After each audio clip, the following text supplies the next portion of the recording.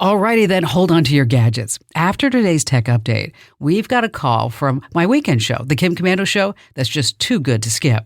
Today, let's talk about Donald Trump, not the candidate or his politics, but instead, Trump deep fakes, how to spot them, and how not to be taken by them. I'm Kim Komando for T-Mobile. Their advanced network now goes farther than ever before. Visit T-Mobile.com/55 today. When I say taken, I mean how not to get cheated out of your money by contributing to Trump or anyone else. Since the verdict, the world is awash in a tidal wave of Trump deepfakes, shared on social media to wallop you emotionally with anger, sadness, elation, fear, you name it. All in hope that you'll hit the share button, give money, or both. Just 12 short hours after the verdict, the Trump campaign took in a staggering $35 million. A large haul like that attracts cyber criminals who create fake donation websites. Before you contribute to any campaign, be certain that you're contributing to the real thing. Never donate using email links. The only way to be sure is to donate at the official website of the candidate of your choosing. Enter to win a new iPhone at winfromkim.com.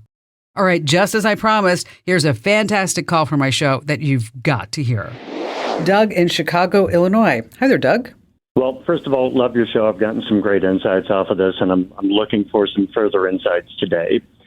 So I am a fully remote employee, and I'm kind of wondering what level of, for lack of a better term, invasiveness my employer can have into my home environment here. So I use their laptop on my Wi-Fi using their VPN. They are also lined into my phone so that I can use Microsoft Teams and Outlooks and Microsoft programs like that.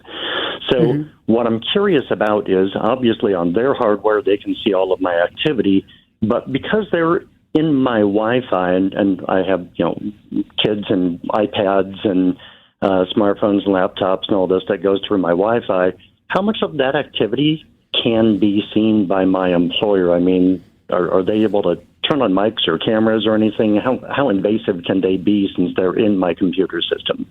Yeah, that's frightening to think of, isn't it? Which is why I'm calling the pro. So when you say that the employer put something on your phone so you can use Outlook and Teams, what exactly, do you know the name of the software that they put on there? From what I understand, they use something called Intune, Microsoft Intune. Mm-hmm. Okay. All right, let's talk about that. It's basically software that companies use to manage mobile devices. And so, let's say, for example, you say, I quit. Well, they can go into your device and they can wipe out the company records, whatever you have in Microsoft Outlook.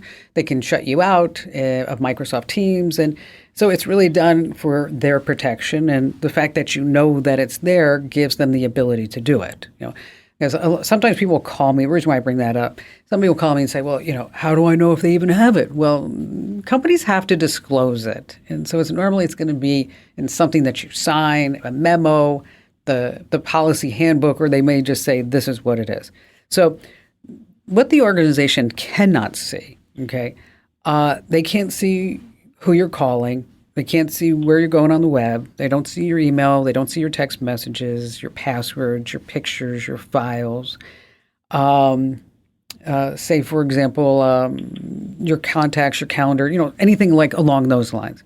What they will see is your operating system, the apps that you're using that they have control over, the operating system, serial number, your device, the model number, the manufacturer. They can only see your managed app inventory, which could include, your work apps. And if it was a school device, it would include school apps. But for corporate-owned devices, they may be able to see all your apps. So the thing is to remember is whatever they own on that device, they may be able to see everything. Right. If it's on your personal device and they just have this block in there, then they should just be able to see whatever is in that block. Okay. Now, the question about what's going on with your Wi-Fi and the iPads and the kids, I wouldn't lose sleep over that. Okay. The software is not made so that this way they can duplicate your whole IT infrastructure. It's only there so that they can monitor what it is that they need to monitor. Does that make sense? Yes. Okay, so if you are concerned that maybe they do have access to other things, because maybe like you're like, oh, that was too much of a coincidence. How do they know that my wife is planning a trip for us to go to Patagonia? Or, maybe those type of weirdo things are happening. Exactly. Yeah. Is that what you can do is put a VPN on your router. Okay. And the VPN will disallow traffic, but you can see everything that's going in and out, and you can permission certain things, as well as you can encrypt certain things. And so that's an option for you. You can put a VPN on your personal computer if you want, or on your phone. And so when you start doing personal things, is that you're going to fire up the VPN before you do it, and then nobody will have access to that. Okay. But if nothing's going on, I'd probably say you're okay. I mean, I don't know for sure because, I'm not sitting right there next to you in Chicago. But I'd say you're probably okay, especially if you're working for a big, reputable company. The last thing they want is a PR nightmare to say, my boss was spying on my router and saw that my wife had an OnlyFans account, and now he wants to fire me. I mean, that's kind of a weirdo, thing that would be happening. But again, you want to maybe invest in a VPN. We use and recommend here on the show ExpressVPN, for sure. We've done that for many, many years. It's what I use. And it's not a free VPN. You don't want to use a free one ever. I mean, they're free for a reason. And with ExpressVPN, you get 3 months free. If you go to expressvpn.com/Kim, that's expressvpn.com/Kim.